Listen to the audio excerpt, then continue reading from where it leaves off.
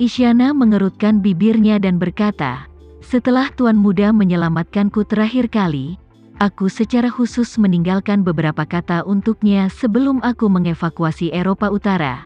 Jadi, paling aman bagimu untuk menyebutkannya." Tama mengangguk dan berkata, "Oke, kalau begitu aku akan menyebutkannya." Memasuki ruang kerja di lantai pertama, Isyana datang ke meja panjang dan mulai menggiling tinta untuk Tama. Dia mengambil kuas di tangannya dan kemudian menulis kehidupan Surya Puja di sudut kanan atas potret Surya Puja. Setelah selesai menulis, dia menertawakan dirinya sendiri, dan berkata kepada Isyana di sampingnya, "Tulisan tanganku agak jelek, kamu pasti menertawakanku." Isyana memalingkan wajahnya ke samping, melihat dengan hati-hati, dan berkata sambil tersenyum, "Tuan, tulisan tangan ini sudah sangat bagus. Ya, terlihat bahwa kamu memiliki beberapa keterampilan. Apakah kamu mempelajarinya ketika kamu masih kecil?"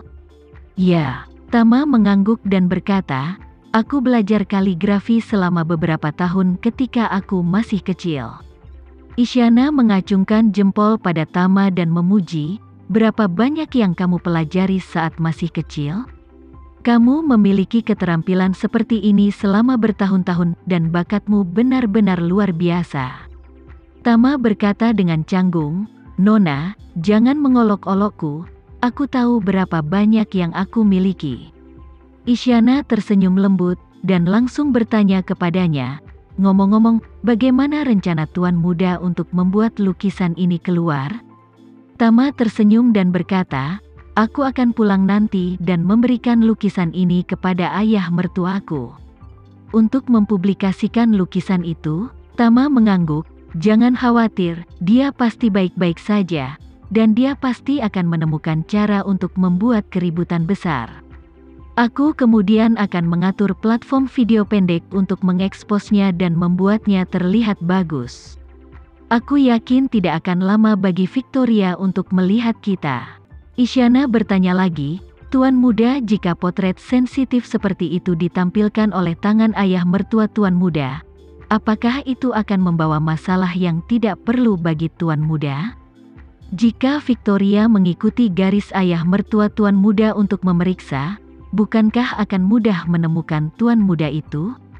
Tama tersenyum dan berkata, "Setelah lukisan ini keluar, Victoria pasti akan mewaspadai Jakarta.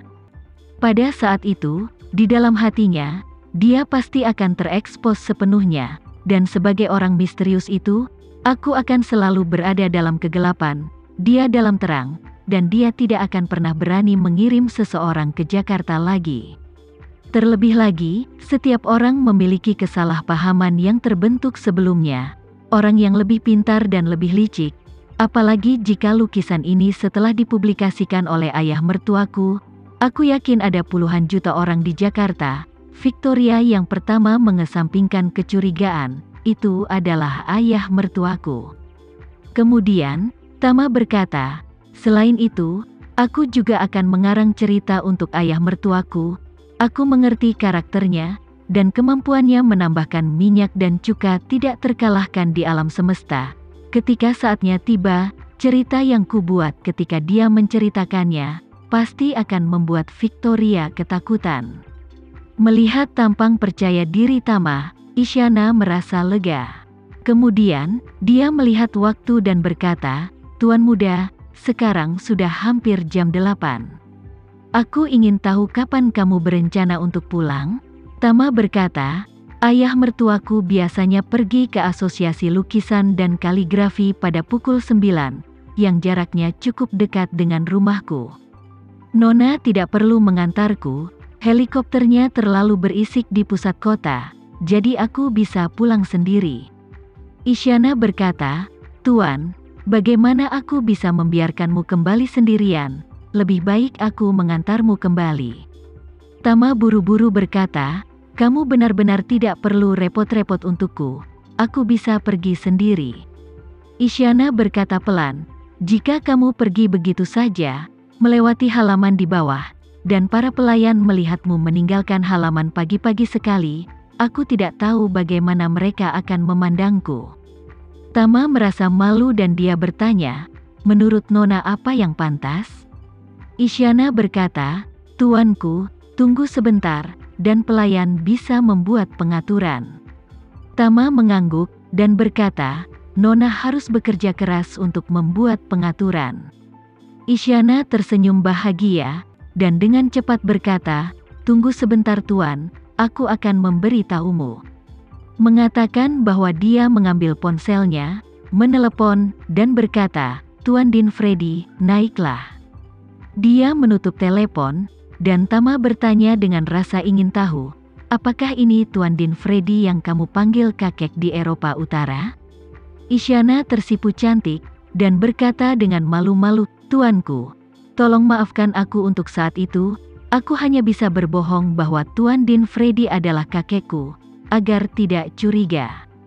Tama melambaikan tangannya dengan acuh tak acuh, dan bertanya dengan rasa ingin tahu, sebenarnya, dia adalah anak yatim angkatmu, kan? Ya, Isyana mengangguk, dan berkata, tadi malam, aku memberitahu Tuan Muda bahwa Tuan Dinfredi dan dua orang tua lainnya yang tinggal di sini adalah anak yatim piatu yang aku adopsi bertahun-tahun yang lalu. Tama tidak bisa menahan diri untuk bertanya, kalau begitu, bukankah menyedihkan melihat mereka berubah dari bayi menjadi orang tua? Tidak, Isyana berkata dengan acuh tak acuh, setiap orang memiliki takdirnya sendiri, aku bisa hidup lebih dari 300 tahun. Secara alami, kamu dapat memandang rendah segalanya. Tama mengangguk sedikit, tapi dia masih tidak mengerti perasaan macam apa ini. Beberapa menit kemudian, seorang lelaki tua datang ke pintu halaman Isyana yang lain, ketuk pintu dengan lembut, dan berkata dengan hormat, Nona, budak tua itu ada di sini. Isyana berkata dengan keras, masuk. Pintu halaman didorong terbuka oleh lelaki tua itu, dia melangkah ke pintu, dan tiba-tiba melihat Tama duduk di kursi guru, ekspresinya terkejut. Meskipun dia tidak ingat pernah melihat Tama di Eropa Utara, dia telah membaca informasi Tama dan tahu bahwa inilah yang dicari wanita itu, sang dermawan yang menyelamatkan tuan dan pelayan di Eropa Utara. Setelah terkejut sesaat, Dinfredi buru-buru memberi hormat dengan hormat dan berkata, saya telah bertemu Tuan Renza. Terima kasih Tuan Renza karena telah menyelamatkan hidup saya. Melihat seorang oktogenarian memberi hormat kepadanya, Tama dengan cepat bangkit dan berkata, Tuan Dinfredi, kamu terlalu sopan. Ini hanya sedikit usaha, jangan terlalu memperhatikannya.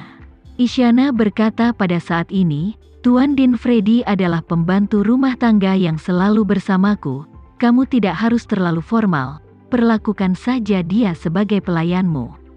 Mendengar Isyana bertanya kepada Tama menganggapnya sebagai pelayan, dan bukannya tidak senang sama sekali, Tuan Dinfredi bertanya dengan sedikit bersemangat, Nona, sudahkah kamu memberitahu Tuan Renza segalanya tentang kamu? Mendengar pertanyaan Tuan Dinfredi, Isyana tiba-tiba teringat apa yang terjadi tadi malam, wajahnya yang cantik memerah karena malu, dan dia berkata dengan tidak wajar, aku telah jujur dengan Tuan Renza, dan aku telah menceritakan semuanya tentang 300 tahun terakhir ini.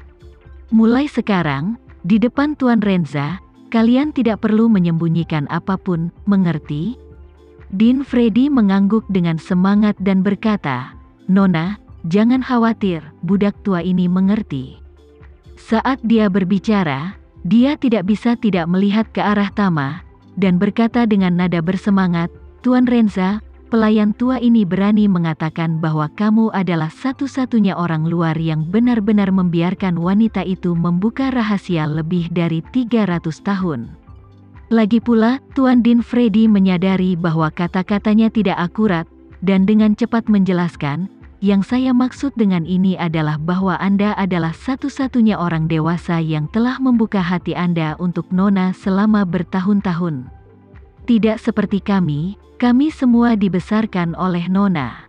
Ya, sejak saya masih kecil, saya telah bersama wanita itu sebagai pelayan, dan wanita itu akan memberitahu kita rahasianya sedikit demi sedikit ketika dia melihat bahwa kita telah lulus ujian. Tama tersenyum canggung dan tidak tahu bagaimana menjawab percakapan untuk sementara waktu. Jadi dia harus mengubah topik pembicaraan dan berkata, "Tuan, jika Anda berada di depan saya, Anda tidak perlu berpura-pura menjadi budak tua." Junior itu benar-benar malu menjadi. Tuan Dean Freddy berkata tanpa ragu, "Tidak, tidak, tidak." Karena budak tua itu tercerahkan, dia bersumpah untuk tinggal bersama wanita muda itu selama sisa hidupnya sebagai seorang pelayan. Anda adalah dermawan dari nona muda dan pelayan tua, dan Anda juga teman dari nona muda. Jadi pelayan tua tidak boleh mengacaukan etiket.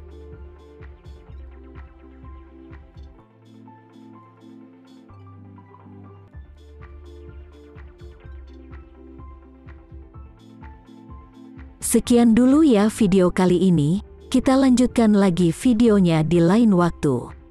Oh iya, bagaimana menurut kalian? Semoga bisa sedikit menghibur kalian semua. Untuk teman-teman yang baru nonton, jangan lupa subscribe ya, hehehe. Dan kalau teman-teman ada yang ingin gabung langganan, bisa langsung gabung saja untuk dapat fitur yang menarik dan sedikit membantu Mimin. Terima kasih banyak sudah menonton, sampai jumpa lagi, bye.